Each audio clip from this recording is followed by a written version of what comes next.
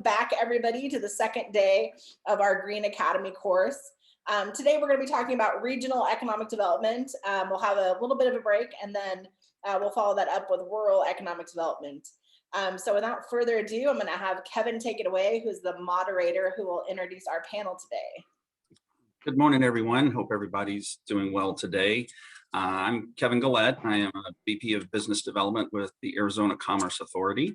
I am here in Tucson, but if you all have been dealing with ACA, you know we're gearing up and need more people because the pipeline's pretty strong. So I do have been a road warrior lately as well, going up to Phoenix and stuff. But hopefully today we're going to give you kind of a good flavor of the three unique regions that represent our great state of Arizona. Rich Bowen is going to talk to us a little bit about how things are going in Flagstaff up in the northern part of Arizona. Brad Schmidt with GPEC, most of y'all might know him. He is going to be talking a little bit about the Phoenix area. And Susan Dumond, who I work with very closely down here in Tucson, is going to talk with us a little bit about Sun Corridor and some of those things. So if you do have questions, please just put them in the chat box. We'll try to get to them.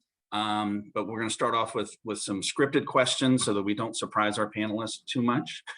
So bear with us with some of kind of the mundane, but I encourage each of you all, if Susan, Rich, and Brad, if you do have some specific examples of recent projects, I think that'd be helpful to kind of share with the group as well.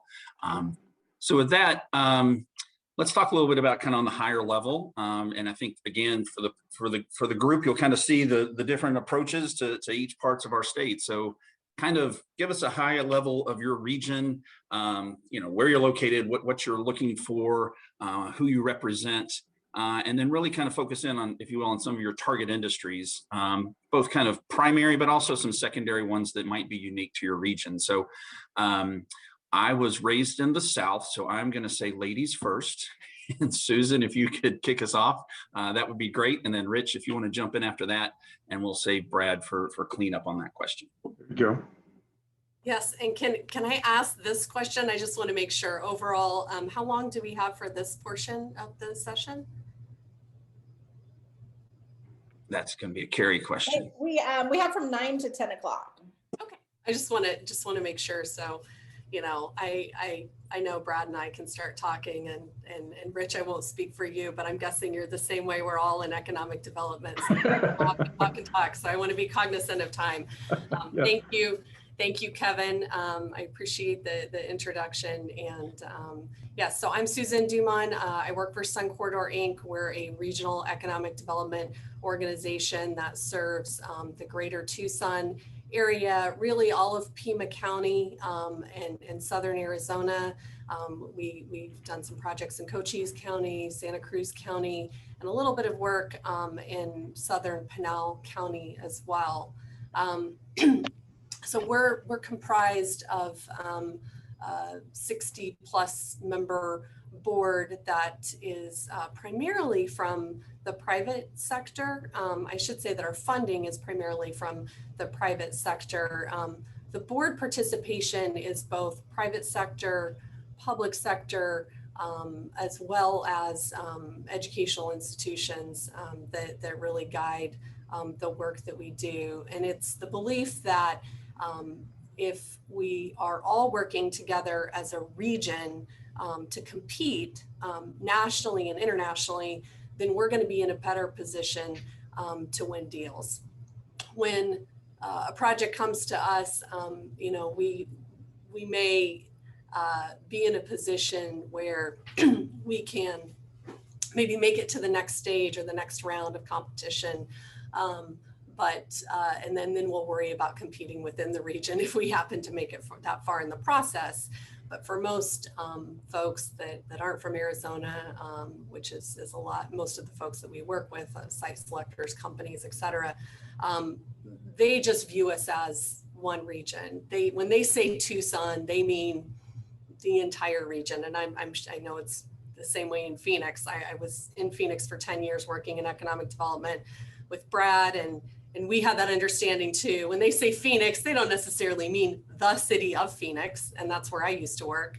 And I took a lot of those calls where, hey, we're looking at Phoenix, and we'd listen to them and we'd be like, well, you're really looking at the region. And then we would kick that over to Brad and his colleagues at GPEC to really take a regional approach, because we knew that if we attack this as a region, that we stood a good chance of winning the deal. So that's a little bit about who we are as an organization. And then our focus on targeted industries, there really are four. We focus on aerospace and defense.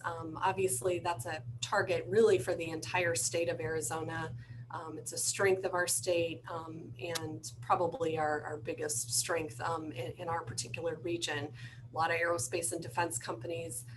Many of you, I'm sure, know Raytheon Missiles and Defense is the largest private employer here in Southern Arizona, with, I think they're at about 14,000 employees. And so there's a lot of supplier related companies that support Raytheon and other companies as well. Transportation and logistics is important. I-10 goes through our state, including Tucson and Southern Arizona. So there are a lot of opportunities as it relates to supply chain logistics, as well as I-19, which goes to Nogales, Sonora, and Nogales, Arizona, and is one of the largest land ports of entry in the US. So we definitely benefit from that as well. Bioscience and healthcare, again, important to our region. They're really two different industries, but they're related.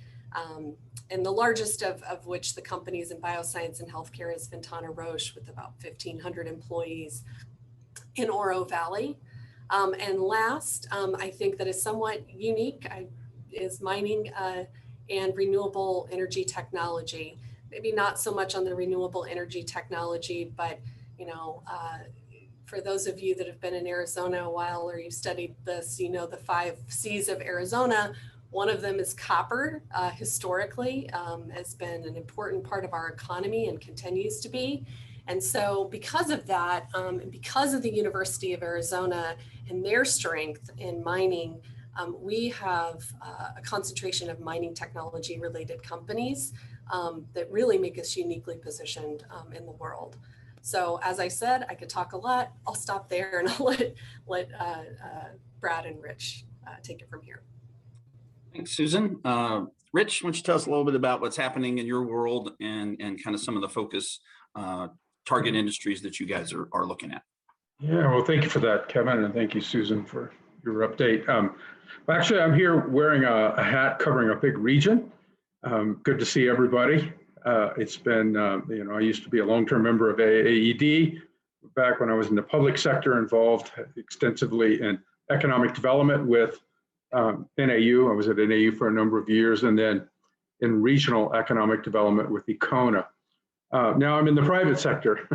I've since retired out of NAU, became part of a group that does large commercial real estate and P3s with public sector entities around the state and around the country. But the role I'm wearing, hat I'm wearing today, and the role I'm playing today is as the chair of the Northern Arizona Council of Governments, NACOG, Economic Development Council. And it's a kind of an overarching economic development group covering 4 counties. We have Apache County, Navajo County, Yavapai County, and Coconino County, all part of that organization and focused together in a collaborative fashion on our broad economic interest. Now, as you can imagine, 4 large counties that are bigger than most states have very diverse geography, very diverse economies, very diverse opportunities, locations around the state. The cities that are involved, and I'll just kind of go through a quick list, just so you can see how different this is than, because of the, let me get to that list here. So within the NACOG EDC region and those 4 counties are, each city has its own economic development group. I see many of my colleagues and peers are on this event today are part of this class. So hello to you all. And but so we kind of break it down into regions that have more commonality. And so you have the Prescott, greater Prescott area, Prescott Valley, Chino Valley, Paulden, kind of reach up to Ash Fork, but the main focus is the Prescott Valley, Chino Valley area. It's becoming a fairly large metroplex. Talk a little bit later in the session about some of the opportunities and big companies that have shown up there in that area, because that is kind of telling of what's happening in the Prescott area. Then we have the Verde Valley, Camp Verde, Cottonwood, Sedona. They tend to work together. They have an economic development group called VV Rio, Verde Valley. So they also work both directions. You know, they collaborate with the Prescott area. They collaborate with Flagstaff and the I-40 corridor, but they also work closely together since they're geographically associated. Then we have the I-40, Flagstaff, Williams, Winslow tends to work with Flagstaff as well as with the Navajo and Apache County groups, the White Mountain area. So we have Flagstaff, Williams, and Page. So Flagstaff and Page and Williams tend to work together. Page has really got a lot of great things going on, and I see Greg Martinez, their Economic Development Director, City of Page, is on, and he has a lot of activity going on. And I won't have time today to get into all of that, but it's really exciting to see the work that Greg is doing. And then you have the White Mountain area, which is Holbrook, Snowflake, Show Low, Pine Top, Lakeside. They tend to be, and they're all in Navajo County and tend to work as a group. They have an organization called Real Arizona, an economic development group. And then in Apache County, you have Springerville and St. John's. St. John's, for example, has 2 new businesses that have located from California, are just about ready to become the first really major Eastern Arizona county or a community to be able to establish broadband, and doing some great work in St. John's. And then within our region are the Native American reservations, Navajo, Hopi, Wallapai, Apache. They tend to have their own economic connections to EDA, and while we collaborate and work together, we don't have a formal organization with them. So that's the area I represent. I mean, and so you can see that the interest can really be far-flung. But overall, there's a number of things that are happening in categories of economic development that this group focuses on. Healthcare obviously is a big one as the region grows, and the region is continuing to grow as a result of the growth of Phoenix and Tucson in southern Arizona. It's always historically been the case that northern Arizona tends to take advantage or be able to benefit from the growth of Phoenix. As companies come into Phoenix and Tucson in southern Arizona, then we get suppliers and employees and people who work for those companies, but then either have second homes or tourists. In some cases, we're getting now more of the companies that supply them. For example, we had a company in Flagstaff, UACJ Whitehall, who's a major supplier to Tesla, decide to set up in Arizona because they also supply the body parts to Lucid and will become a supplier to Nikola. So that's just an example of where a company who's serving a major entity in Phoenix will be then based in Flagstaff. Same thing for a company in Prescott called CP Technologies. They're an international company that builds really hardened computers and technology for the military. They want to be close to the big companies in Phoenix that deal with the military, like Boeing and folks like that. I want to be close to the semiconductor industry, but they set up a plant, a major plant in Prescott. And so we've got that type of activity going on, but healthcare is driven by the growth of the region.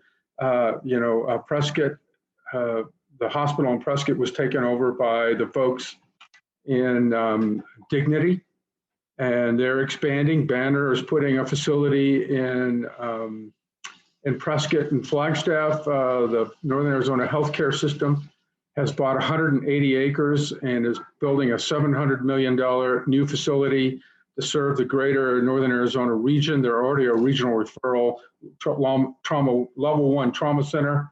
And so that is, seeing that big healthcare growth. We're seeing manufacturing in the region, including all of these communities that we talked about: Cottonwood, Camp Verde, St. John's has a new manufacturer, small auto parts manufacturer that came from California. Flagstaff is seeing expansion of manufacturing. Technology, this is one that's a little different for Northern Arizona. Flagstaff and Prescott have always benefited from technology companies either starting and growing there, but now are starting to locate there from other parts of the country. And again, to be close to the big companies that are locating in Phoenix. But we're starting to see technology companies, because the fact that you can have remote work, people can work virtually, starting to show up in our smaller communities. Camp Verde, Cottonwood, Sedona have experienced some technology startups. St. John's, I mentioned, has a technology startup. It's a really small company. They came to St. John's because they wanted a small family environment, and they can be anywhere. And now that they have broadband in St. John's, they can exist there. We're seeing distribution facilities again up and down the I-40 corridor. We had a dip in that activity, but it just recently had a company try and acquire 80 acres for a major distribution facility between Flagstaff and Williams. The greater Flagstaff area has a ton of bioscience, genetics-based medical device companies starting to develop, show up. Software is now, in places that you would not expect software companies. Of course, universities and colleges, each of these counties have a community college and multiple branches within there. But of course, you have NAU. In Flagstaff, you have Embry-Riddle, which is a national university in Prescott. And everybody in our sister cities are starting to expand their college presence. Tourism obviously is one of our largest drivers in Northern Arizona. And as Phoenix grows, Southern Arizona grows, Las Vegas grows, LA grows. Well, I don't know if LA is growing, but those are major markets.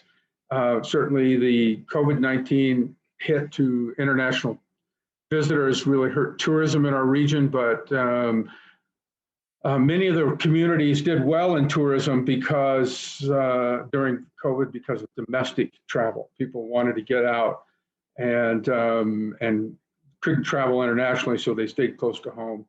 And then, so I'll stop there. Thanks, Rich. Appreciate that. So Brad, and talk to us about the projects that are under $20 billion valuation in the Phoenix region. I can't. What am I going to tell you about? I'm not you got sure. nothing, right? You got nothing. Yeah. Well, hopefully you guys all know I'm stepping in here for Thomas Maynard. He had to go to a company announcement today that I think is happening in the great city of Buckeye. So look forward to stay tuned for that. If you don't know where Greater Phoenix is, raise your hand.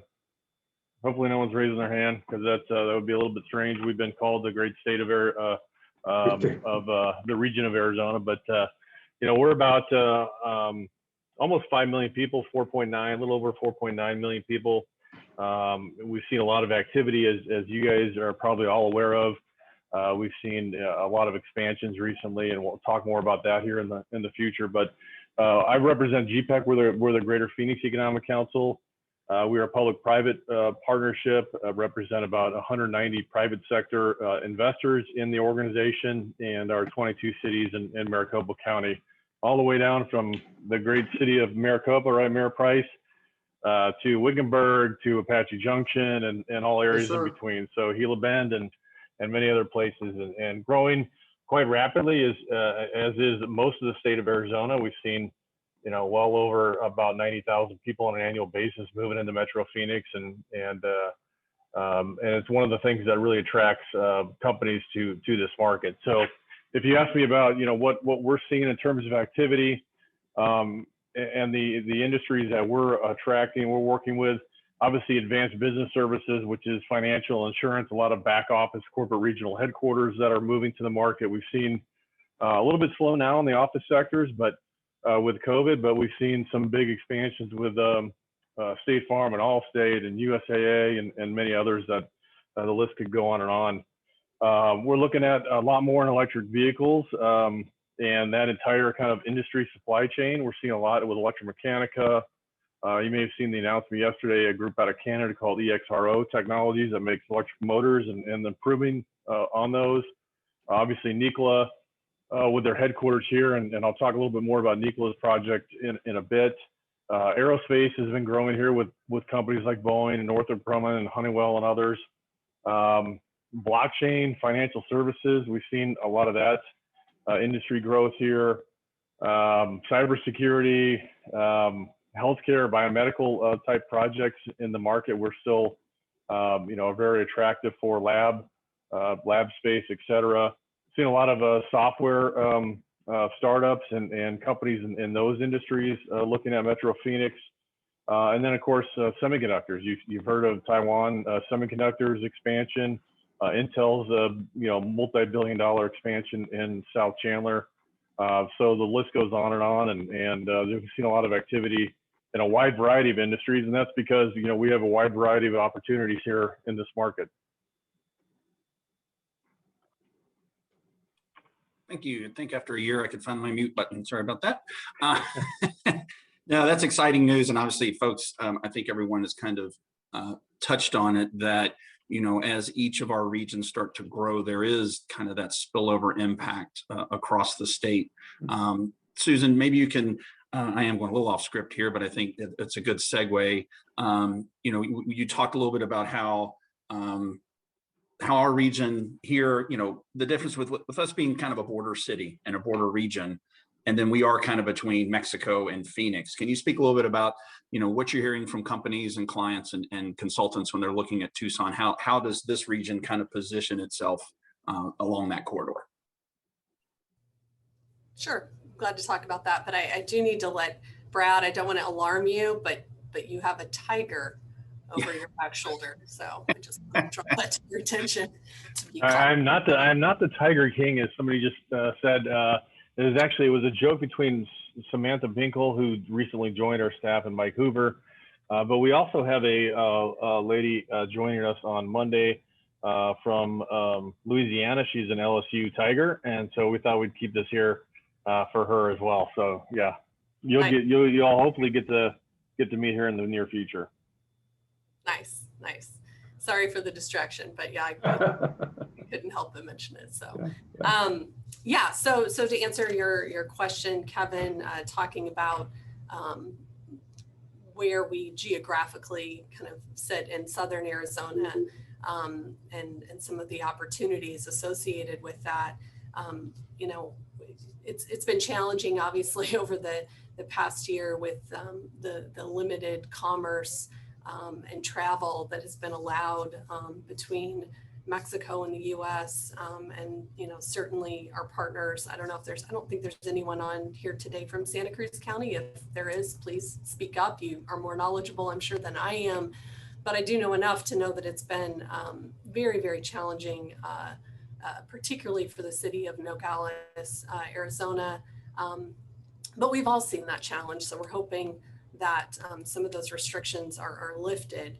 The good news is that there's been investment both at the federal level and recently at the state level into the Mariposa Port of Entry that is increasing that access, or maybe not increasing the access, but making it more accessible by investing in the infrastructure at the Mariposa Port of Entry. If you haven't been down south recently, it's pretty incredible. They're building 2 commercial flyover ramps that will allow commercial trucks to connect once they get through the port of entry directly to the I-19, it's going to save them time. And it's also a safety enhancement for that community to not have so many trucks going through. I think the number that I've heard is, it's typically around 2,000 trucks a day. So this is definitely good news for our region and will help increase that cross-border commerce. What we've seen, and we talk about a lot, is that our relationship with Mexico, Sonora, the cities in Sonora and beyond, it's not a zero-sum game of, companies are choosing to, maybe locate there and operate there, and they're somehow leaving the US. Certainly that does happen. But we've also seen that there are companies that choose to have operations in Mexico, and also will set up operations in the greater Tucson region or other parts of southern Arizona. So one example of that is a company called Chamberlain. If you have a garage and a garage door, you may have heard of them. They're one of the largest manufacturers of garage doors and the related parts associated with it. And they do manufacturing in Mexico, but they recently, I say recently, gosh, time flies. I think it's been probably 4 years ago now, but they built a new distribution center. They already had a presence here, but they expanded that presence in Tucson with their large distribution center. So that's just one example that we see. And we've also seen other companies that may do their more labor-intensive manufacturing on the Mexico side of the border, and then choose to do the research and development piece in the Tucson region. And I'll talk a little bit, and Brad, perhaps you have more to say about this. I know way back when Lucid was evaluating their options, what was really important to them was the supply chain connection to Mexico, Sonora, and beyond, and making sure that they understood how they could benefit from the proximity to that manufacturing that's in Mexico. So I think it's important that we, when we're thinking about regionalism and what that means, at least especially in southern Arizona, but really across the state of Arizona, it doesn't end at the political boundary that we have with Mexico. We really are very economically entwined with Mexico, and we need to use that to our advantage. Thank you, Susan. Appreciate that. Rich, we get a question in here for you. I'll try not to stump you on this one. Sure. Easy to do. Yeah, well, I think this will be the round that I think, we've talked a little bit about, the strengths of every region and how we all interact. But from your opinion, from where you sit, what are the things that you're hearing from your communities or from your organization, to kind of keep you up at night? So what are those challenges that you all are coming together to recognize and address when it comes to attracting investment and jobs to your region? Yeah, thank you, Kevin. Appreciate that. Certainly, common across our economies is in northern Arizona. We had base economies that were established a long time ago. The reason for these communities to be, and then that's changed. Right? Some of our communities are really dependent on coal. We're dependent on coal mines, dependent on coal power plants. They became a major part of their economy. Page, for example, the Navajo generating plant has been decommissioned and is now gone. The big coal mine that served that, which is in Kayenta, is now gone. The coal plants that many of the people who live in St. John's and Springerville are slated to be closed. The coal plant at Joseph City that many people in Winslow and Holbrook work at are slated to be closed. And that timeline has accelerated from, 2040, 2050 to 2025, 2030. So these communities have had to rethink what their future economies are going to look like. Obviously, broadband is key. If you don't have broadband, you can't compete in the modern economy. So as you would expect, our regions are totally focused on broadband. And I mentioned St. John's put a huge effort. They brought in a consultant. They're one of the first small Eastern Arizona communities to actually solve the puzzle and get broadband.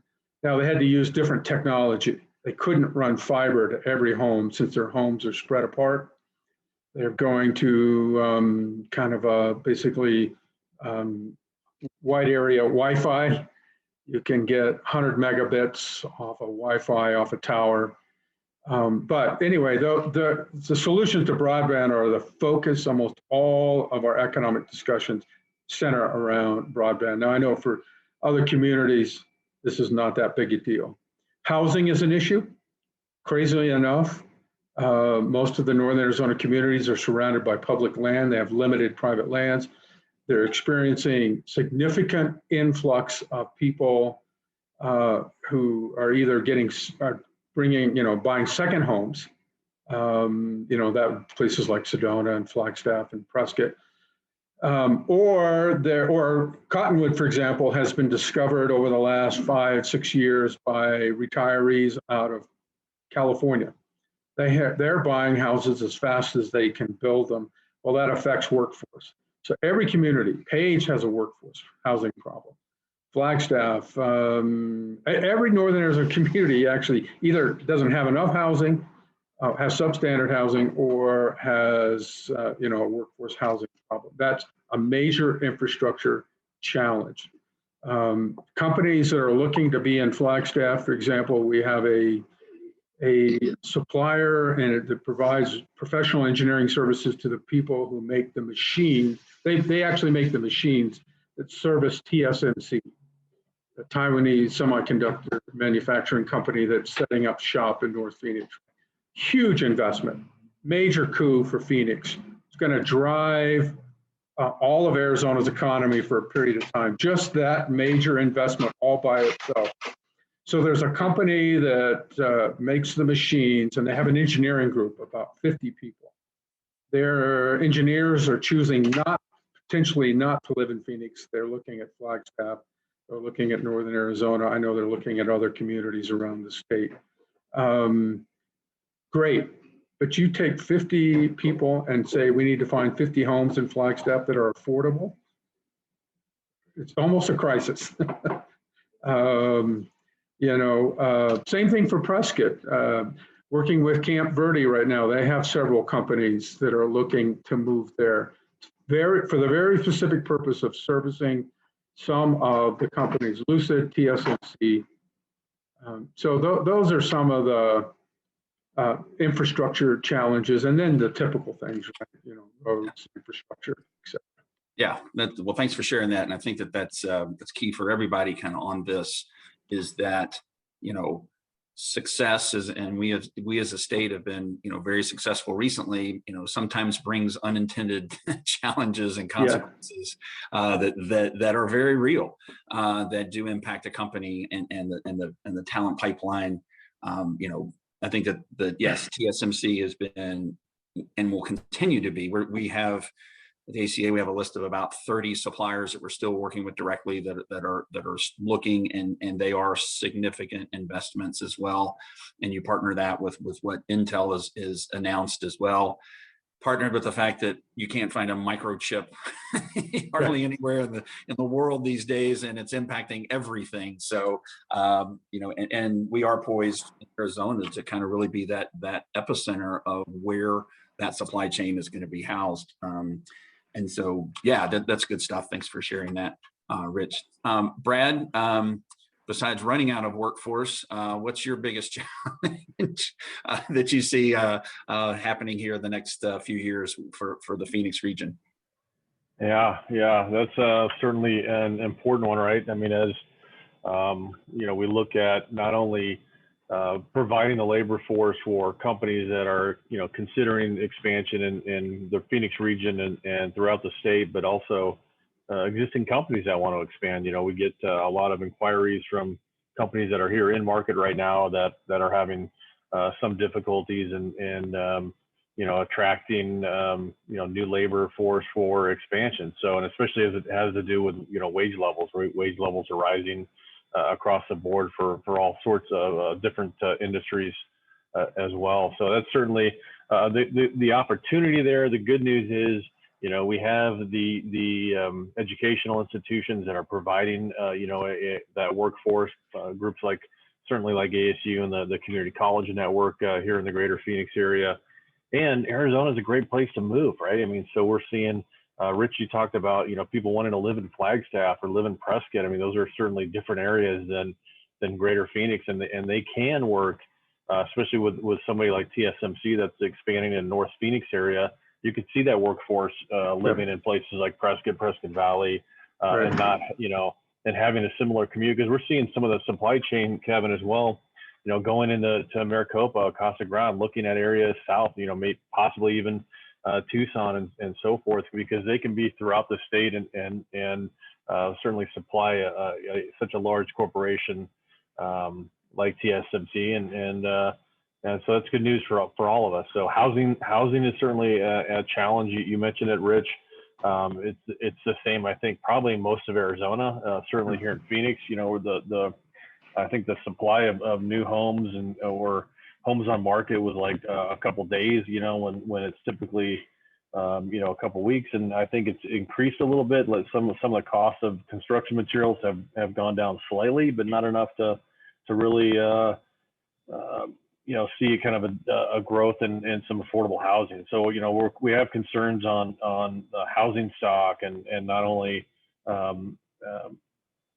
the availability, but also costs, right? So as costs rise, who does that price out of that market in terms of entry level housing options? Water, I mean, we talked about at the AED conference fairly recently, right? You had Mr. Gamage speaking about water availability, and we heard from him that for housing and for industry, it's certainly not an issue for some years to come, but it's something we're continually working on here in Arizona. But the public perception and the media perception and what drives, the fact that we keep hearing there's no water in Arizona, there's no water, and so a lot of our clients that we talk to, that's a big concern on their part is, if the company itself does not use water, certainly as they're trying to attract a labor force or people to market, labor or water availability is a key concern. And so we have to continually combat that as not only a state, but certainly here in Phoenix region on water availability. And many of our cities right now are even thinking about, kind of a water usage kind of ratio to job, and looking at, high water type projects. Do they really want those in their communities? Is not, they may be able to serve it from a water availability perspective, but do they really want to? I mean, So, we've heard from a couple of communities that remain nameless that, they could serve certain projects, but then, the press that could end up around those types of projects could certainly be detrimental and damaging to their community. So those are big challenges. Obviously, at the state level, we as you know, Kevin, we continually combat, our tax policy and certain issues and income taxes versus property taxes and many things. But typically we have been seen as a low cost operating state. So that's certainly a big opportunity. Our labor force and population growth is a big opportunity, not only for the Phoenix area, but for the state as well. So, and then I think, Rich, you mentioned infrastructure. It's something that we, especially in Phoenix area, as this area grows, freeway infrastructure and roadway infrastructure, broadband telecommunications, all those are certainly things that the cities need to keep up with the state and the county as well. So, yeah, thanks for that, Brad. And Susan, don't let Joe hear the word roads in the background and have him come hijack the meeting we'll have an hour there with that, which is a sensitive subject here in Tucson, and we all know. So kind of the last group question, and then please, if you've thought of something, please throw it in the chat. We'd like to have some questions from the audience too. And so tell us, each of you, and we'll start with you, Susan, kind of a recent project where your organization or the region had to come together to kind of land that. And if you need me to drop off and y'all can talk bad about the ACA, I can do that. But I joke. But yeah, if you can tell us a little bit about kind of a recent project and kind of the regional approach, just to kind of help the folks on the class understand how it happens. So PIF comes in and you are successful in landing that. So give us a little bit of a case study on a recent one for Sun Corridor. Sure. Thanks, Kevin. Just real quick before I go to that, just on the challenges, and you mentioned the roads challenges. I was looking the other day, we're 4 years into a 5-year half-cent sales tax in the city of Tucson. And I think I just want to bring up, as economic developers, we do so many different things. Like, we're talking about the very tactical day-to-day things right now, and I'm going to talk about a project here in a minute, but it's these bigger, broad issues where you really do need a coalition behind you to help solve for some of these things. I'm not, Susan Dumont is not going to solve that, by myself. The infrastructure issue, and even our team isn't going to solve that. What we need is our board and the support behind it to go out and support these measures when they do come up, whether it's, for votes or being prioritized in budgets or whatever the case might be. So, I think that the topic is really about regional economic development, and you do have to come together as a region to solve some of these issues. They really can't be done individually, kind of in a vacuum. So, and that kind of leads into one of the projects that I'd like to talk about. And it's nice, it's one that it's recent, and they've announced, so I can actually say who it is, which is good. So Becton Dickinson, they go by BD. They're one of the largest manufacturers of medical devices in the world. And if you've received a COVID vaccination, you probably received that vaccination through one of their sterilized needles. And or if you've interacted with healthcare at all, you've probably used or had used on you some of their medical devices. They make everything, as I've learned.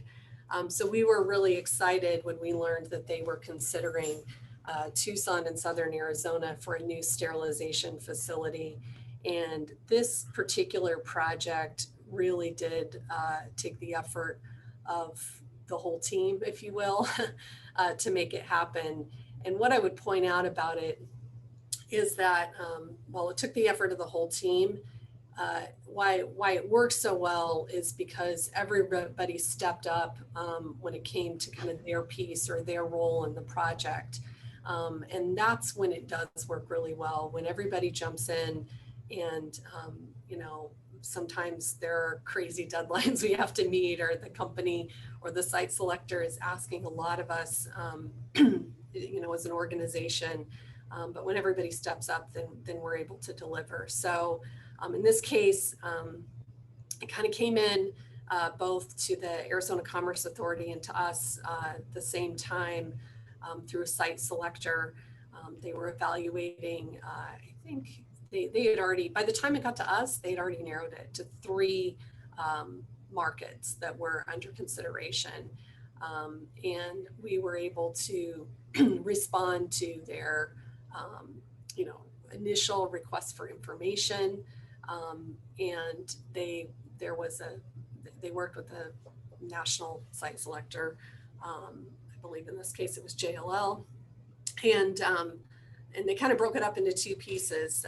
They broke it up into the kind of getting a sense of the community piece, and then very hyper focused on real estate. And so the community piece and kind of the statewide piece, I work really closely with the ACA. In this case, it was with Dean Shepard.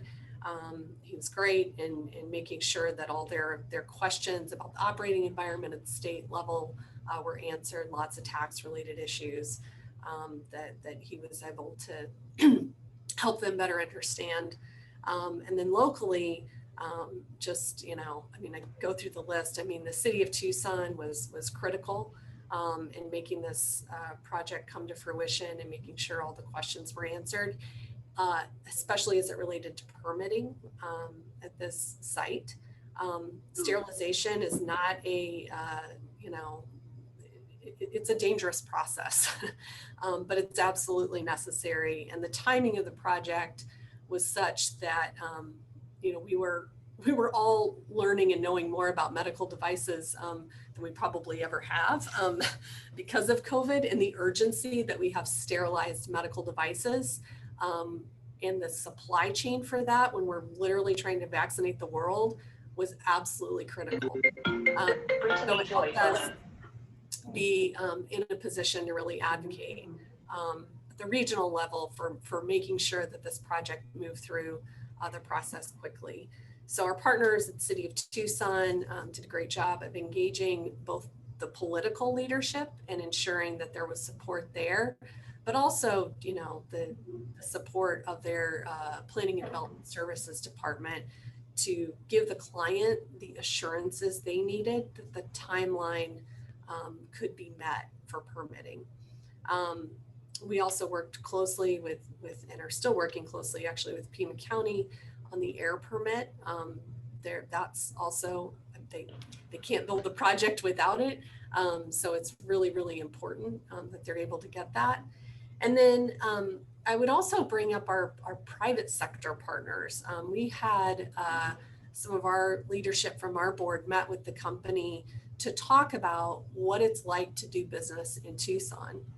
So they got to introduce their project, their company, and got to talk with those executives and just, you know, get a perspective that isn't from someone like me, who it's my job to sell Tucson and Southern Arizona. They got to hear directly from them, and that was really powerful in their decision-making process. And last, I have to mention workforce and the educational institutions. Although it's not, you know, a huge workforce that they're going to bring, they're very technical, high-skilled jobs, and it was important to them to be able to connect, particularly with the community college. And I'll share this little nugget. I've got to give the community college, Pima Community College, some props. Because afterwards, a site selector called me after she did all these interviews with employers and also with the community college. And she said, on the workforce piece, the single most convincing conversation she had was with Pima Community College. And she said, if you can, you should have them in every single meeting with your clients. And I appreciated that feedback. It's something that I already knew. They're an incredible partner. They've created great programs to support local employers. And they do a great job of articulating what it is that they can do for those employers. So even though workforce wasn't necessarily a driver behind this project, just because it's about 50 jobs, you know, which for a region of 1 million people is a huge number, but it's a huge investment that they're making. So they want to make sure that even though it's 50 jobs, that they're going to be able to fill those with high quality people. That conversation was really impactful. And so back kind of coming full circle, when everybody, you know, even though that wasn't a big part, Pima stepped up to do their part of helping us to convince this employer that establishing operations in Tucson would be beneficial for them. And so last, I don't want to leave out, I'm sorry, and then I'll stop, but I have to mention the utilities. I mean, you know, and this is, you know, Tucson Electric Power, Southwest Gas, City of Tucson Water, and Pima County Wastewater. There were so many utility related questions, and having concrete answers to those questions was absolutely critical. And those teams respectively spent a lot of time, and I don't want to leave out fiber. Lumen also spent a lot of time in individual meetings going through great detail about the particular site that they ultimately selected, and making sure that they had the assurances they needed to go ahead and move forward with the purchase of that site. So anyway, I'll stop there. It's a great project. It's not quite under construction yet, but hopefully will be very soon. Awesome. Thank you, Susan. Appreciate that. Rich, how about your region? Can you share with us a come together, make it story? Yeah, thank you. Well, there are quite a few actually in the region. Risk, Tricia Lewis from Cottonwood is here, and some of our partners are here who've all been involved in regional projects, successfully attracting companies. Susan pointed out something really important. I think what we're doing much better in Arizona is collaboration among the sectors, and particularly in northern Arizona. As you point out, Susan, between private sector and the utilities and the government and everybody kind of rowing together. And if you can do that, it's really magic in business attraction and business expansion.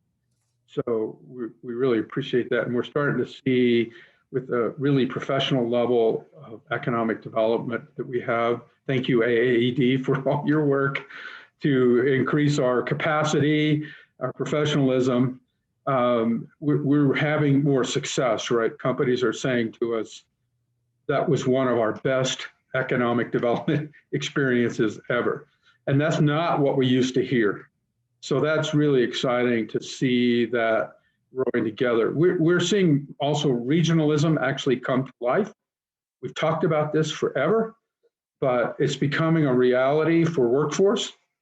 And the TSMC is an example, as Brad pointed out. We'll have a regional workforce to serve that huge plant. We have an example of that in Flagstaff, and I'll just use that one because there were other great ones that have happened. The Whitehall, UACJ, Whitehall is a company out of Michigan. They make the body part. They make different parts of the body for the Tesla cars. That's their main customer. They have a plant in Michigan. They have a plant in Kentucky. They have a plant in central Mexico that serves not only Tesla, but also the aircraft industry that's in central Mexico. They were looking to be in Arizona to serve Lucid. They were trying to decide where to put, they have an urgent need to put a new manufacturing facility. We were competing against Austin, Texas, where Tesla's building a big, huge new factory. But ultimately what won out were the logistics of serving the region. So they would be serving Lucid, Nikola. They send parts up to the plant up in Nevada, Reno, Nevada. They make the battery pan. It goes in the car. They make the structural rails. They'll make the cross members. They make the back seat pan. Anyway, and then also out to the Fremont, California plant. So Arizona was really high on their list, but we were competing against Austin, Texas. And as you know, Texas is a potent competitor. They pull out all the stops. So the exciting thing about this, though, was that ACA was highly engaged. Thank you, ACA, in the process of trying to make sure they stayed in Arizona generally. We had a really great collaboration within the Flagstaff area between the city, private sector. Our company helped drive the real estate development component, because this is a 250,000 square foot plant just to start, right? With 600 employees just to start. We had to convince them that there was a regional workforce, right? That people don't mind driving 60 miles in northern Arizona to go to work. So that included the Verde Valley, that included the Navajo Reservation, all the surrounding communities. Had to convince them that we had the educational resources between Northern Arizona University and the community college and the surrounding community colleges who do specialty technical training. So this is an interesting thing. Senator Kelly called them on our behalf. The Governor Ducey called them on our behalf. They called us one day and said, "So you sicked your senator on us, huh?" And we all held our breath and said, "Oh no, we made him mad." And they started laughing. They go, "That was the greatest thing ever. We've never even had our own senator in the state of Michigan call us." And then Senator Kelly actually called them a week later just to check in to see how progress was going. They were so impressed with that, right? They were so impressed. They said, "We have never talked to our governor in Michigan." So to have the Arizona governor make a phone call, it was 10 minutes, right? We just really encourage you to come to Arizona. And then they had ACA, we had Keith and Jamie. Man, they were in there hammering, calling them, saying, "What can we do? What can we get you?" And so anyway, I'll shut up there. But I think what that showed them was that Arizona, when we work as a team, we can win. We can beat these other states. So. Absolutely. So Brad, real quick, share a recent kind of how GPEC was able to kind of pull some partners together to pull off a recent project. Well, I'll be quick. I mean, we've seen a lot of large projects in this region. TSMC obviously being the one of the latest, and certainly that was a big collaboration between GPEC, ACA, the City of Phoenix, State Land Department, the utilities, certainly APS and others had big parts or big roles in that. And without that, I think Susan mentioned this earlier, was we are a team working together to put these projects together. No one organization can do this on their own. So and as Rich mentioned, using your board members or private sector entities in your communities to help you make that sale to a lot of these companies it goes a long way in helping these new organizations make that decision.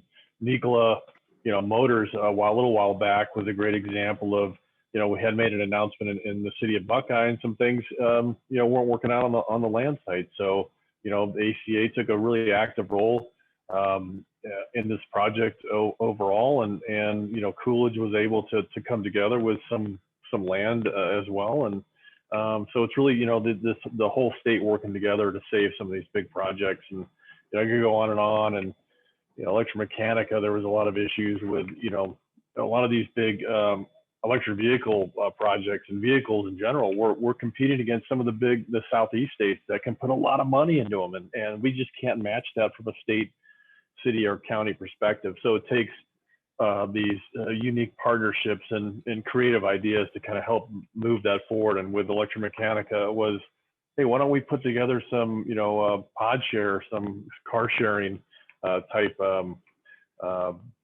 sites together for you if that's of interest. And that kind of really brought them over the edge in terms of thinking, hey, Phoenix is the region is here for our organization, our company, more than just the jobs and investment. They want to see continued growth. So that makes a big difference. And I mean, the utilities and the state partners and certainly our cities. Without our cities, I mean, they put a lot of sweat and tears and blood into many of these projects to get them through permitting and many of the things that a lot of us, if we're at the regional state level, we don't see in the background that they're really doing to get these projects and get the support of their councils and mayors and city managers and so forth. It takes a lot of effort. So we certainly appreciate all the partners, and it's a lot of fun. Awesome. Thank you for that, Brad. And we are coming up on the end of our first hour. As someone who works with the ACA, we obviously interact with our regional groups on a daily basis.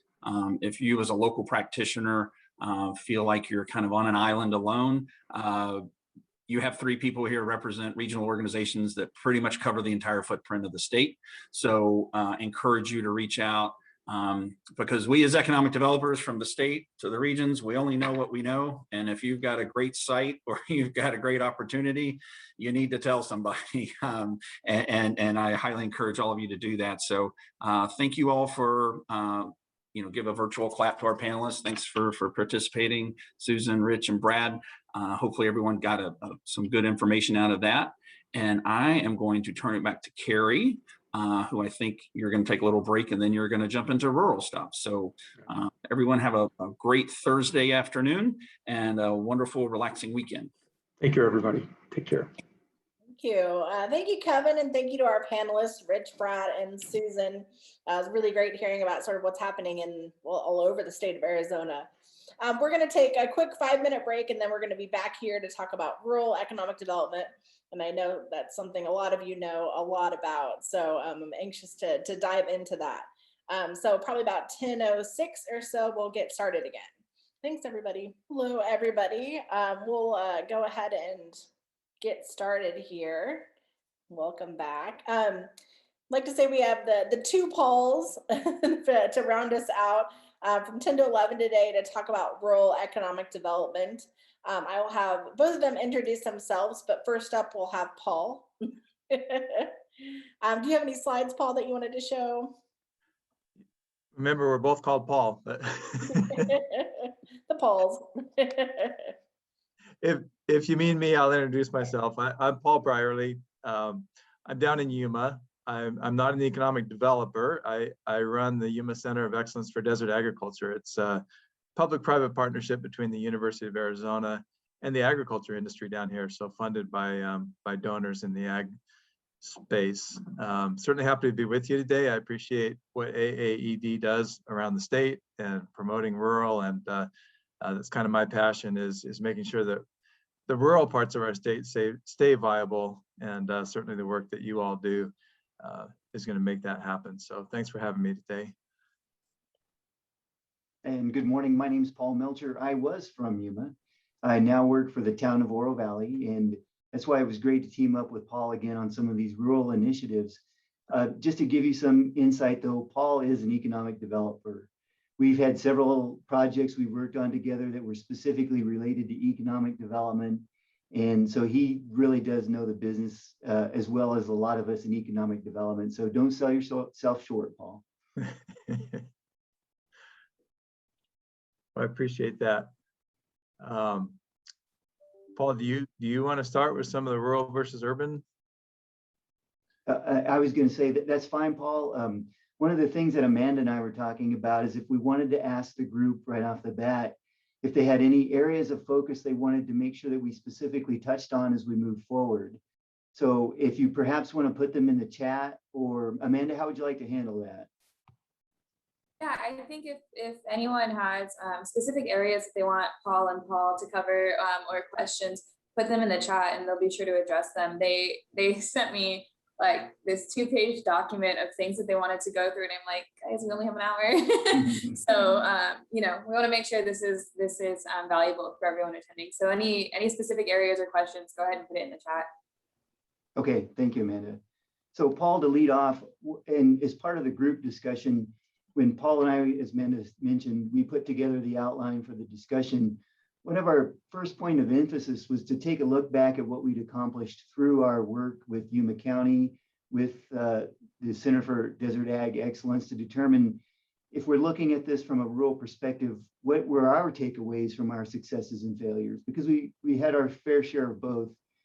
I sat in on the previous conference and listened to the session about all those successes and everything that's going on. And I think that's one of the other valuable tools that we took from it is looking at, okay, what can we do the next time that these opportunities come around? It's sometimes for us in the rural areas, it's difficult. You get one shot at something, hoping that you can do your best for that, to land that whale type project.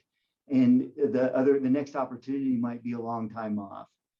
One of the real key indicators that we took away from that though, is that in Yuma County, we always used to look at, we were always competing with the Phoenix metro area. I think it was Mr. Schmidt and the last one who said, have you heard of GPEC, or have you ever heard of Greater Phoenix? Well, we always looked at it as, yes, we hear you guys every day when we see every announcement for every new business that's going in the Greater Phoenix metro area. And we used to think that, wow, we're just always in competition with them. And now we look at that as Tucson inclusive of that, this whole corridor along I-11, which was the area of emphasis for the state developing. And we thought, no, we can't really compete directly one-on-one as we think that we are. We really need to take a look at our communities and say, what's the value proposition for Yuma County? And that's what I've taken over to Oro Valley as well, is looking at Oro Valley has some unique challenges that we have for economic development. There's something that is similar to what the rural areas experience. So we thought, no, we want to make sure that when we get in front of either companies that are looking to redevelop or companies that are looking to relocate, we just put forward our best value proposition and answer the question, why is it Yuma County or why is it Oro Valley? There are a lot of overlaps in terms of how we looked at both of those components of economic development. So that's kind of the lead in that we have, is we're really focusing on the more positive aspects instead of looking at poor rural county, poor Oro Valley. We have to always compete at this level. We're really ready to compete, but we look at it in a more positive way. So Paul, if you wanted to talk about your first, the Yuma experience and what makes Yuma rural. Sure. And to add on to what Paul said, it seems like so many people just want their area to be the next Silicon Valley, and that's really not realistic. So I've always felt like, rural has a lot to offer that is unique. It's probably not being the next Silicon Valley, but to take an honest look at what do you have that that urban areas don't, and then to, like Paul said, make that your value proposition. So I'd be glad to talk about Yuma some. I think for the most part, people know Yuma from driving through it on the way to San Diego. They might stop for an In-N-Out burger and use the facilities and go on to San Diego. So they're missing a lot that goes on in Yuma and a lot that's important about Yuma. I thought if I can share my screen, and I'll try, I'd start by giving an overview of what is agriculture. And part of this session was to look at key industries. And again, a lot of people might have a sort of antiquated picture of agriculture. So let me bring up just a few slides.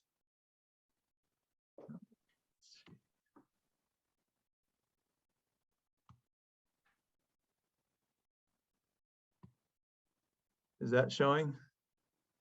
Yeah. Okay. So, Arizona, for those of us that have been in Arizona, either our lifetimes or a long time, might know about the 5 C's. 3 of those have to do with agriculture: cotton, citrus, and cattle, and somewhat climate too, because that's what makes this such a good place for agriculture. But we may not realize it's a $23 billion economic contribution to the state. And as you can see, there are some numbers that aren't necessarily up to date, but over 100,000 jobs, a lot of exports. A lot of the reason we maintain any semblance of a positive trade balance is because of agriculture and the exports that happen. So it really is a significant industry. This slide just shows some of the diversity that we produce here in Arizona. And by the way, it's about half crops and half livestock. You may not think of that, but between the ranching we have in the northern part of the state and then a lot of dairy production, about half of the agricultural sales are livestock. But you can see here there's a lot of vegetables, a lot of grains, hay, cotton, of course. So pretty diverse agriculture, which most people who just think of us as a desert state don't think of.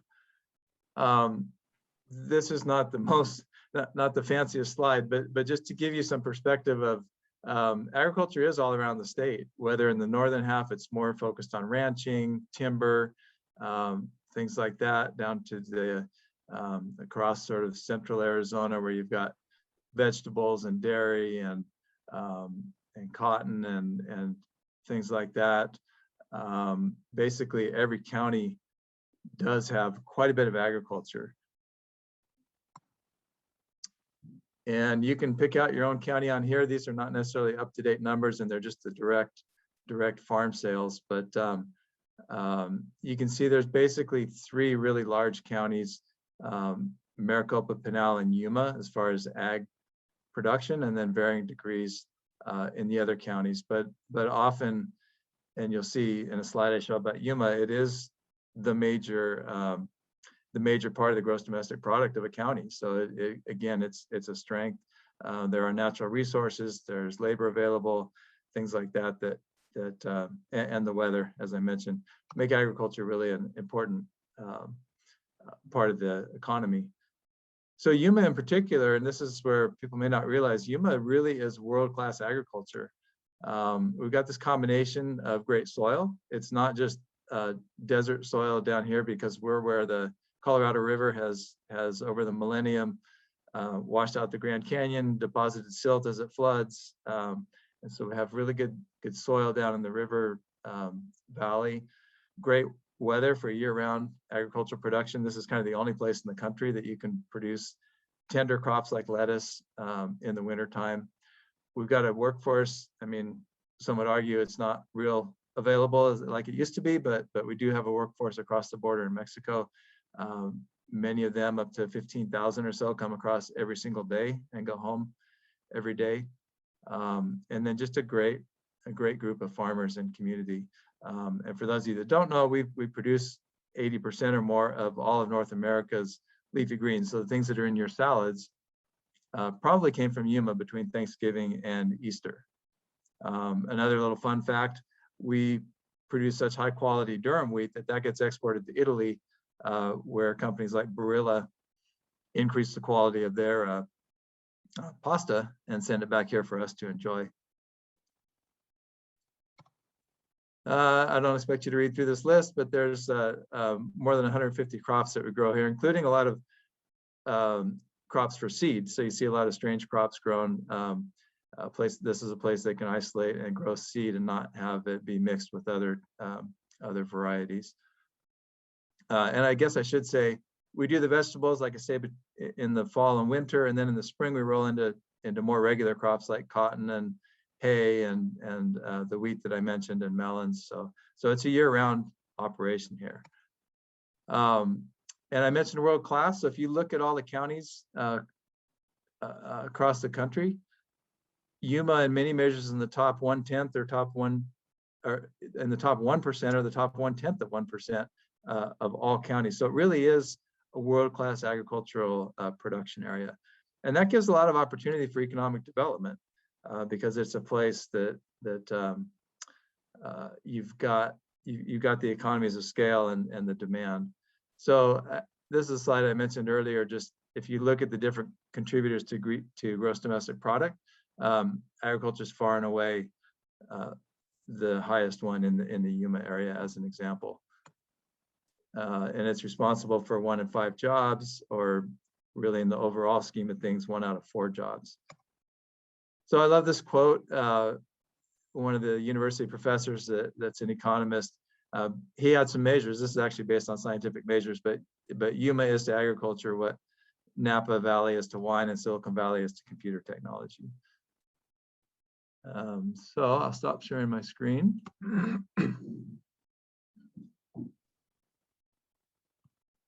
See. So that was kind of an overview of agriculture. Feel free to stop me anytime if you have any questions or comments. But you know, I mentioned the opportunity for ag tech development. So agriculture is getting very tech oriented, using remote sensing, using robotics and automation, things like that. So Yuma could be a great place for economic development in those areas. But just like a lot of you, we have challenges with broadband, with transportation infrastructure, you know, even healthcare and things to have a workforce and have companies want to locate here.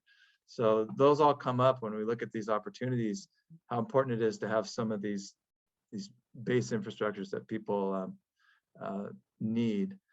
So also, when you think about it, there's a lot of associated industries with agriculture, between food processing being an obvious one, where you produce a lot of food. It's a great place for someone to come and make value-added products. But there's other things like indoor agriculture, greenhouses, vertical indoor ag, equipment sales, direct sales and farmers markets, just the vehicles and financial support, the trucking and logistics, the repairs that need to be done, the boxes that need to be made, the seed and fertilizer companies, the crop advisors, the different services. So there's all sorts of other industries that feed off of that.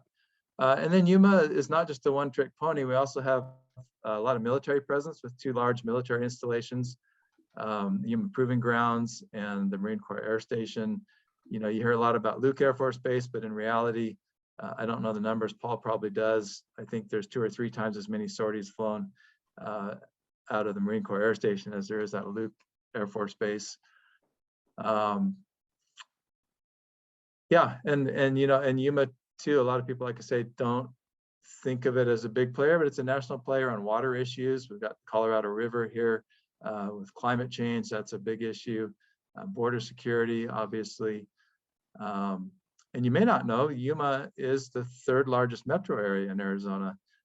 Most people would say Flagstaff is, but Yuma actually is, and it's in the top 10% of counties nationwide when it comes to population. So Yuma's one level of rural, but another level of rural is really, you know, Safford, Snowflake, Lake Havasu, places like that. So I'll stop there. Open any questions, or we can move on to Paul talking about Oro Valley.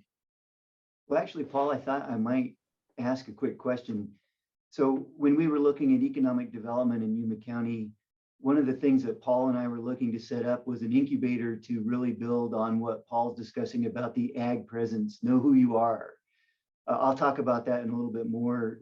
You want to really know what your community strengths are and build upon those, and try not to be everything to everyone, because you just can't do it in the small rural areas.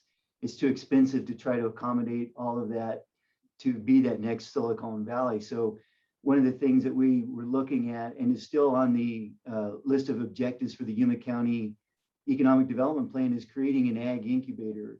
There was a very successful company, and Paul, you'll have to remind me of the name, that took a concept for some ag implements and was purchased by John Deere to the tune of, I think it was $300 million.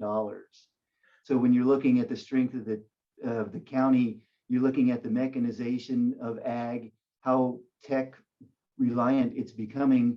That was a real opportunity for us to say, well, if one company can be this successful, why don't we create that incubator to encourage additional innovation in ag? So Paul, you want to talk about that one a little bit?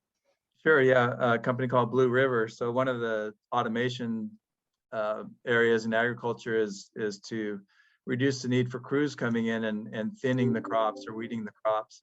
And one of the companies doing that was called Blue River. They had like 50 employees, I think, making a machine that went down the rows, used computer vision to look at all the plants that were growing, decide which ones it wanted to keep, and spray a concentrated dose of fertilizer on those that he didn't, and then that killed those plants, and it provided nutrients for the plants that you kept. As Paul mentioned, John Deere bought them out for like $327 million or something. And interestingly, where it was sold as a labor saving device here on a specialty crop, John Deere is taking it and putting it towards commodity crops like cotton, and saying we can use 90% less chemical if we target exactly what, and spray just on the plant we want to kill instead of a broad band. So anyways, yeah, that was a good example of the type of ag tech that can happen as economic development. So I'd also add to that, one of the support mechanisms we knew that had to be in place was broadband. When Paul and I started talking about, we participated as part of a larger broadband development group for the region. We received from the Commerce Authority $50,000 to conduct a needs assessment for the entire region. So we had buy-in from all the local jurisdictions. It came up with an implementation strategy, but one of those strategies that was of particular importance for the county was looking at how do we get broadband or sufficient fiber backbone into those areas for ag so that we could start this type of experimentation. We actually were looking at a pilot program to design that, because if you can think of all the information that would need to be uploaded to the cloud from computer mechanized ag implements, that was going to be really key. So we were thinking in 5 areas we could build upon some money that the county was looking at making investments, but also through EDA and USDA grants to set up this entire broadband system for ag, so that you would have fiber along all the fields. You could have broadband and high-speed internet broadcast within a certain area, knowing that you would need support and you'd need local, we call them micro towers throughout that area to set this up, knowing that the next iteration of agriculture moving from labor-based over to predominantly computer-based was going to need that kind of support. There were also a couple of questions in the chat from Rena just about attracting multifamily developers over workforce housing, and if Yuma is undergoing any effort in tourism and agritourism. So I don't know, Paul, if you could speak to that as well. I'll speak to the agritourism. Our visitors bureau, which is called Visit Yuma, is really the lead on that, and they've done a great job of teaming with the ag industry. They found a lot of interest out there, so they do things like field to fork tours where people tour a U-pick farm and then go to a farmer boards the bus and takes them to his farm to talk about his operation, his or her operation, and then they end up at the community college and where a meal's been cooked with some of the produce that they picked from the U-pick. So that's one example. They have what they call date nights, which is a really nice fancy dinner out in the middle of a date orchard. So different things like that, and those tours tend to sell out. And they also do tours, I might mention, just at Yuma Proving Grounds. And so again, playing to our strengths, what's unique here, make that available to the public, and you find that a lot of tourists want to come and take advantage of those things. I can't really speak to the multi-housing units. Maybe Paul can. Maybe Rena, could you describe a little bit more or expand on your question a little bit? Sure. We were talking earlier on the session with, the metropolitan areas are really focused on getting workforce housing in place after the fact, and our rural communities are experiencing the same problem. And it's even, I think, exaggerated by the fact that if there are multifamily developers out there looking for sites, they're typically focused on the metro areas and are not as likely to be interested in being the pioneers in our rural communities. So I think this is an issue that, has been exacerbated. And now with the moratoriums happening and ending July 31st, it's really going to be in the forefront in the next 6 months. What are we going to do with all these people who can't find an affordable place to live when they're all coming here for jobs and they can't find a place to live? So maybe I could deal with that on two levels, Rena. The first one might be, there is such a thing in planning that for multifamily housing that we used to use was density bonuses. So if you were doing a development, to get some additional incentives from the town or the city, you could qualify if you did a portion of your single family residential unit might have had a multifamily portion to it. So you could look at adapting that. The city of Yuma had some of those density bonuses built into their development plan. The county was a little bit different because, just different development standards, but the city of Yuma had a really good model for that in terms of those types of density bonuses. And were you speaking to some of the ag uses or some of the exempt uses like mining, ag, along for the other multifamily job development? I mean, for the housing development? Sorry, I'm not sure I understood the question. So if you're looking at some of the job or the multifamily housing units that might be available, when you're in mining, ag, or associated with rail, there are exemptions built into the statutes that you could also make those developers aware of. In Yuma County, ag housing is actually exempt from zoning codes. So you could take a look and figure out how they could develop within those. There might still be some expenses that are related to that on some on-site or off-site developments, but it's always been an interesting discussion. There's rail housing, there's mining housing that would go along with that. So if those developers aren't aware of those exemptions, that would be a good thing to bring up with them. I'm pretty sure that it's statewide, Paul, at least on the ag exemption. Yeah, those are under Title 11. And it's been a while since I've looked at Title 11 for the planning stuff, but that's where it deals with all the exemptions related to those types of housing. That's great. I just learned something new today. Thank you. That's the point, right? Yes, exactly. I want to expand on what Paul said about broadband. So, broadband was kind of seen as a nice to have kind of thing. And of course, the pandemic changed that view for business, for health, for education and everything. But for rural, especially, we need broadband out there, and agriculture in particular, as we develop this ag tech. It's really hard to have the ROI for a company to come in and provide service to a wide area like that, where there's no buildings or businesses, but yet we need, when equipment's out there, when robots are out there, when remote sensors are out there, we need that connectivity. So we're really excited right now. We've been working on this for a few years, and we've gotten the county supervisors on board that really, as a county, the ROI is there to support an industry like agriculture to be able to move into the 21st century, right? And so we're excited to have the county's support to go along with the Arizona Commerce Authority and the state broadband funding that's coming, and then all the federal infrastructure funding that's coming.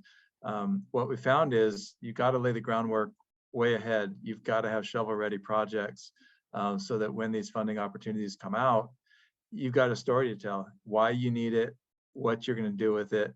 And we think we're in a pretty good position to take advantage of these funding opportunities and really lay the kind of broadband infrastructure that's needed, really not to provide service, but to lower the barrier for service providers to come in and have it make economic sense for them to provide the kind of service that we need in the rural parts of the county.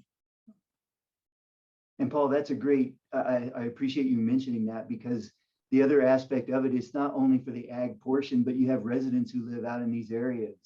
So there's grant money available not only for the ag production, actually there's more grant money available for the combination of providing rural service than there is for specific ag production. So just keep that in mind as well. And then there's a lot of funding too for tribal broadband, and that's another thing that's out in a lot of rural areas is tribal nations. And so working with them, one thing that Yuma does well, I've lived in a lot of parts of the state, is that everybody works together, and the more you can do that in your community so that everybody is on the same page and not trying to fight for their little slice, it really works well. And Paul, I saw on there, one of the questions was related to water. Maybe before we jump into Oro Valley, or I think this is a great discussion on the rural part, because water is probably more important in those rural areas, particularly with what we were looking at preserving those Colorado River rights. You want to talk a little bit about those efforts and why it's important for even the rural communities to understand why they need to be involved in water rights legislation? Sure. I worry that I'm going to take up the next 3 hours if we get into that, but water is just a huge issue, obviously, for all of Arizona. Even when it comes to agriculture, there's not one story at all. I mean, there's the on-river users like Yuma and La Paz counties that divert water off the river. There's the CAP counties, Maricopa, Pinal, and Pima, that import Colorado River water. There's counties that survive strictly on groundwater. There's counties that have surface water with Indian water rights and Indian settlements.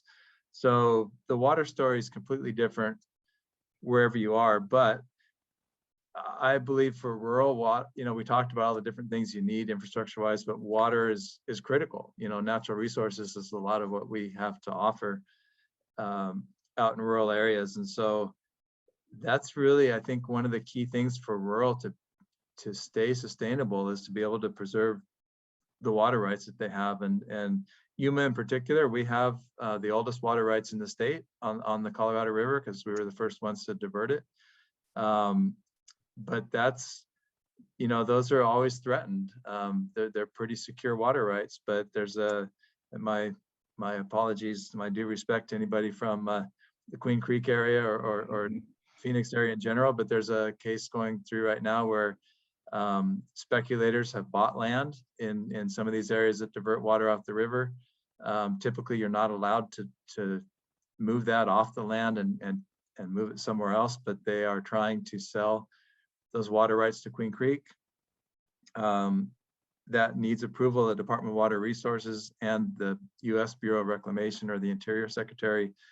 And that is, you know, in the middle. The Department of Water Resources approved most of that transfer, and so now it's up to the Department of the Interior. And once that's allowed to happen, I think they're getting a price of like $10,000 an acre foot. So we're talking like, you know, tens of millions of dollars they're getting for this property. And there's a lot of property they've bought up. And so that's just one of the threats. Actually, I just joined you right at 10 because I was in an industry meeting, and to hear the reports from their labor committee, their water committee, their legislative committee was really pretty disheartening. Agriculture, it just doesn't have the respect that it needs versus the impact that it has. And so that's something we all need to think about is, you know, not only do we all eat and our food needs to come from somewhere, but for the rural communities, a lot of times agriculture is the base of what keeps them sustainable. So everything that they lose in terms of labor availability, water rights, you know, all these different issues, it really threatens the ability for economic development to happen in the rural counties. And I would even go as far, Paul, I'll do a little twist here since we have about 5 minutes left before the real Q&A or something. But one of the points of emphasis I was going to state about Oro Valley is the same that I would say for Yuma County, and what we were developing there was we started off with a 5-year economic development plan based on, you've kind of got the background. So we knew as a community we had a real strong ag and military presence. So we wanted to build upon that to make sure that our planning documents reflected that. And we've taken great strides in making sure our planning documents are actually usable and we're taking steps to implement those as well. One of the keys in the rural areas, once you get those 5-year plans established, is to make sure that you also have council, or in this case, you know, the Board of Supervisors support for that, to make sure that you dedicate that necessary funding toward those, toward that implementation each year. It's been really critical in Yuma County, and it's more so in Oro Valley, because when we look at it, we think of ourselves somewhat rural from the aspect of we're not quite Greater Tucson, we're not Marana with all this, Ryan, the nod to you, with all this land available and those things. So we have our special niches, much like the rural communities do. Everybody loves to live in Oro Valley because of our amazing views and the quality of life. It's really, I'm going to say it's unparalleled. And I know, Amanda, you live in Tucson, and there might be some other Tucsonians around here. But when you look at the aspect from, I can just open my window from my office, look out and see the snow on the mountains, it's really hard to beat. What we're really doing, though, is building on those strengths, because we know if it's quality of life, then let's talk about that available labor pool. So we look with Sun Corridor, they have an amazing mapping component where we can do these heat maps of available labor assets in the region. And then we can take that information and we can start looking at our recruitment priorities, how those support that, to make sure that we understand what are those resources available through that recruitment process. So I'd say when you're looking at overall developing your strategies from a rural aspect, know who you are, plan to take advantage of those, you know, the strengths of your community, and then really you've got to get that emphasis and that commitment to fund those initiatives that support that.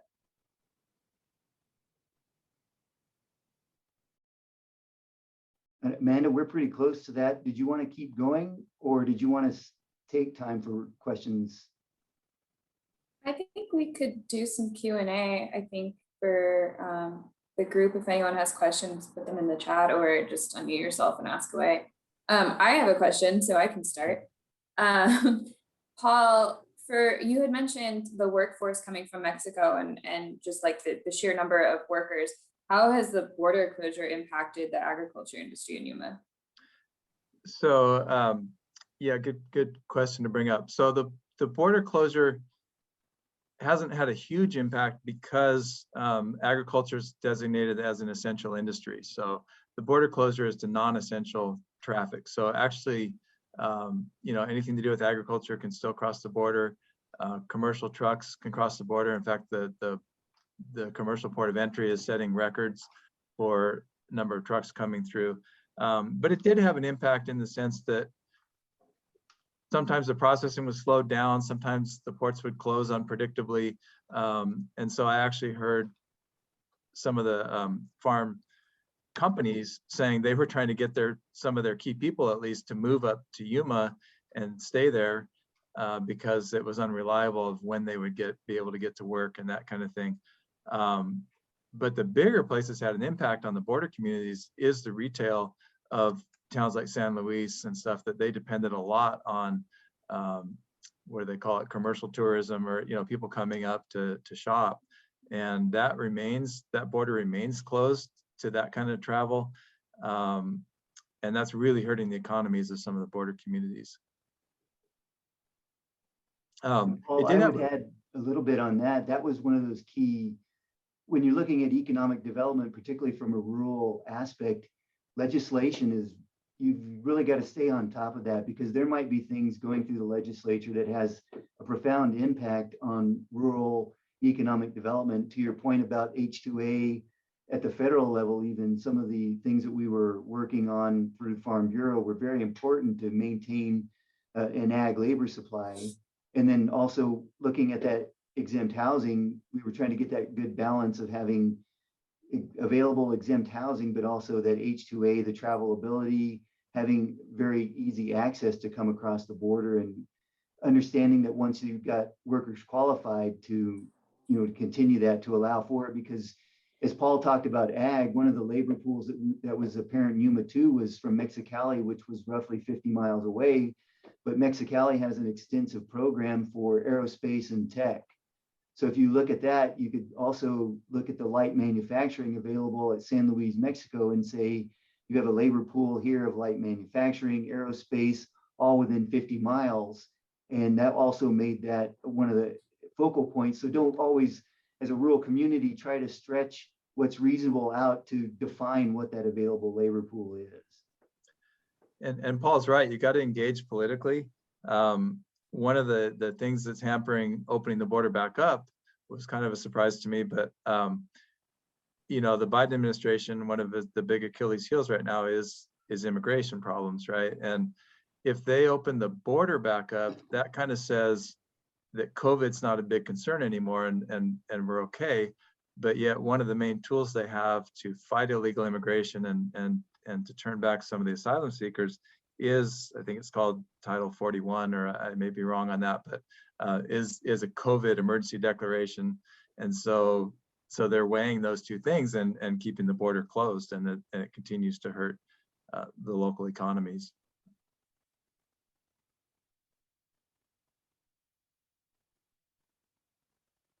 So like Yuma is a bigger county and kind of, I feel like maybe unique for what we would call rural in that sense, but is there like I guess in the economic development world, I'm thinking of like, wanting to attract different companies, and for Yuma, a lot of it is agriculture and ag tech and things like that. Is there like resistance from people who live there that really don't want to see that development? My like urban brain has that stereotype about like rural communities. So like the residents are like not down for that, but I don't know. Resistance, can you clarify resistance to what? To development, or? Yeah, to development. I don't sense a lot of resistance to development. There is, and I think there was a question in chat too about protecting farmland. So there is, and Paul might be able to talk more about this, but I know the county makes an effort to try to push development into the areas that are not farmland. I know it hasn't been 100% successful, but both farmland to protect the ag industry, trying to develop, not on the farmland areas, and then also the military facilities that we have are concerned about encroachment and things that would prohibit them from expanding. And I know that's, like the fairgrounds, one of the things Paul worked on a lot is trying to move the fairgrounds, because our fairgrounds is actually in the impact zone of the end of the runway of the Marine Corps Air Station. And so things like that are kind of an impediment to, say, growth of new missions for the Marine Corps Air Station. But in general, I don't sense a resistance to growth. Paul may want to comment on that. Paul, I feel the same way. I look at it as even to the point where the local community college, AWC, through its partnerships with U of A, ASU, and I almost said NAU. Northern Arizona, really focused on creating a labor force that was available in Yuma County itself based on what are the certificates and certifications that are necessary to support military, agriculture, and then the light industrial type uses that we already had in the county. That was a real point of emphasis for them because the AWC had a really robust goal of getting the increase in four-year degrees, and not having a four-year university there per se was a challenge. But in the previous session, you talked about the stakeholders and the collaboration that has to go on. I think it's even more true in rural communities that you have to have the local secondary education, the community colleges, and then reach out to the larger colleges to figure out what certification programs could be available. You don't necessarily have to have everything to offer, but to speak to the military, engineering and math courses were a big deal because of that.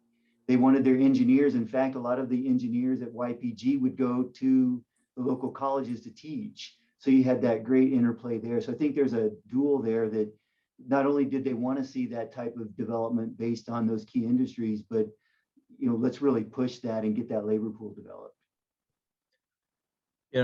I'll add on, we have an effort we're doing right now called Growing Our Own, and it's an effort from U of A and others to look at what is the workforce that we need here. What are the needs of industries like the military and agriculture, any future industries we see, and where's the gaps? YPG has to hire a lot of their engineers from other places, and they come for a few years and then they're gone. And so we're doing our best, and Paul mentioned an incubator. We're doing our best to figure out how can we fill those gaps. Is it four-year university degrees? Is it certificates? Is it getting an entrepreneurial ecosystem here, an incubator type ecosystem?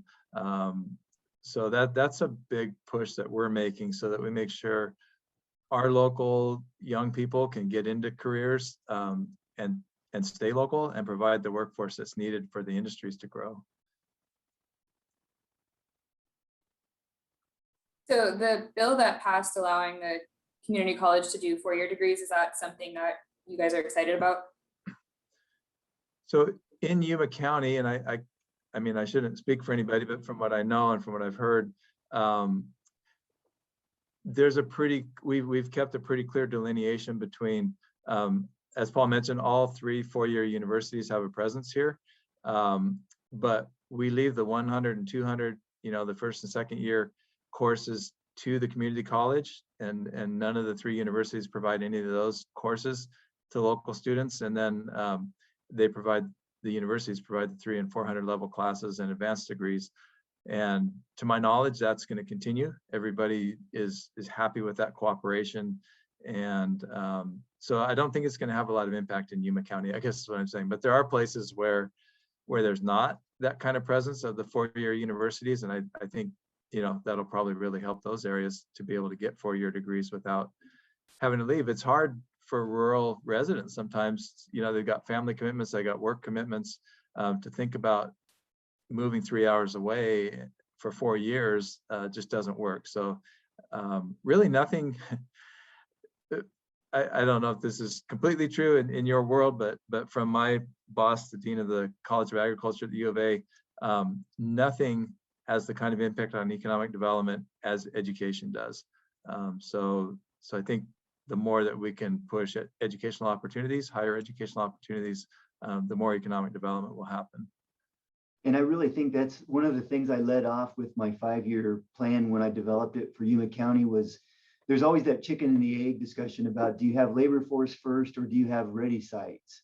And I think we're almost to that point where it used to be a 50-50 proposition that probably labor force availability is more important than the site. You can work around some of the site expenses and do those things, but you have to have that labor force there because sometimes it's difficult to just grow a labor force to meet a company's demand. So I think that's a really important aspect when you look at your community. Again, looking at those strengths, looking at the labor force that's necessary to develop and expand those businesses and get those certifications. That's great. Well, we're gonna have to wrap up a little early. Were there any other sort of like last thoughts that Paul and Paul had on rural development? You know, I'll just throw out that rural is kind of an afterthought to a lot of people in the urban areas, and it really is a great lifestyle, a lot of opportunities. It amazes me that more people don't want to live in rural, but it is important as economic developers that we make sure that the essentials are here, the broadband, the transportation abilities, the healthcare, so that people can move businesses here and move themselves here if they want to. But I do think it's really important to the health of the whole state that we don't just grow Phoenix, but that we make all these rural areas viable areas. And I don't think it's a good policy to concentrate all the jobs and all the water and all the money in one part of the state and have everything else just fall apart. So I appreciate you guys caring about rural, and I hope that you'll keep rural in mind as you do your economic development efforts. And Carrie and Amanda, I don't know if you don't mind, I'll even post my contact, and if anybody has any follow-up, I'll put it in the chat. That way, if, you know, for planning questions for whatever, they can just feel free to give me a call, because I'm an AED member and I'm on the legislative affairs community, and that's probably why I'm really focused on making sure that rural ag and rural Arizona is really represented. So. Thank you. Yeah, a big part of what we're going to do in the next year for AAD is really focus on rural and rural policy, making sure that, just like Paul said, we're not leaving our rural communities behind. I came from a rural Indiana community. It's something near and dear to my heart. And Greg Martinez is actually going to be our next chair of our rural committee. So he'll be working closely with our GAT committee, and certainly with Paul and all of our rural friends to make sure we build that part up next year or in this coming year. Thank you guys all for attending this session. I've got a little bit of information that I want to share with you. First is a survey. Oh, Rena, yeah, come on down. I'll get you that information. A survey for this green session, if you could please take it. We've posted the next session on our registration for the next session. Sorry, I'm looking for it. There we go. Up on our website right now, so it is open. It's going to be on August 25th, and it's our entrepreneur and small business course. It's our purple course. We are going to have this course in person. It's going to be at SkySong in Scottsdale. So I hope that you can join us. For this first time back in person, we're going to work on recording it and then sort of do a test of a live stream. So we won't have sort of a hybrid version for this one, but potentially for our meeting in September 29th on workforce development, we will have that hybrid option. But I know a lot of people are anxious to be back in person as well. So I hope that you can attend that day, August 25th, and we'll see if we'll be able to get a recording out to you afterwards as well. So August 29th is our next workforce development.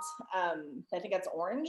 And then October 27th is our elective course, that's downtown development. That'll be in conjunction with our fall forum. So it's the first day of the fall forum. It will be in Flagstaff, and we'll also do a downtown tour to end that event in Flagstaff. And I'm sure that'll be filled with beer or other fun things as well. So that's just going to be a really cool opportunity to get to know downtown Flagstaff and downtown development in general, something that I care deeply about coming from downtown Santa Barbara. So I hope that you'll join us for the next 3 sessions, and that should probably wrap up a lot of your guys' AZED Pro certifications as well. So we're anxious to celebrate you guys at the fall forum, those that are graduating. So thank you all for attending. Please fill out the survey and register for the next events. And we will get this recording out to you and see you in August. So thank you all for attending, and thank you, Paul and all of our speakers.